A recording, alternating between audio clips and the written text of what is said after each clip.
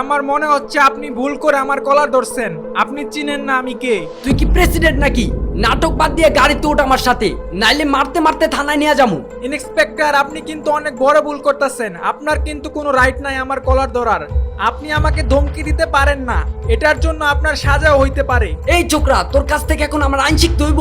তোর মতো বাচ্চা পোলাপানকে কিভাবে হ্যান্ডেল করতে হয় এটা আমি ভালো করেই জানি। দেখছো প্রিমিসটা পুলিশ দইরা নিতে আসছে। ও মনে হয় গাড়ি চুরি করে নিয়ে আসছে, আর না হয় টাকা চুরি করে এই গাড়ি কিনছে।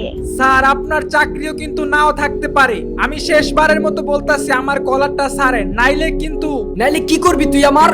তোর তো সাহস কম বড় না, তুই পুলিশ অফিসারের হুমকি দেস। তুই তো আজকে শেষ, তোর থানায় নিয়ে হাড্ডি গুড্ডি একটা রাখুন না। তোর কোনো বাপও আজকে বাঁচাইতে পারবো না। বাপ নিয়ে কথা বলবেন না ইন্সপেক্টর, ভালো হবে না কিন্তু বলে দিলাম।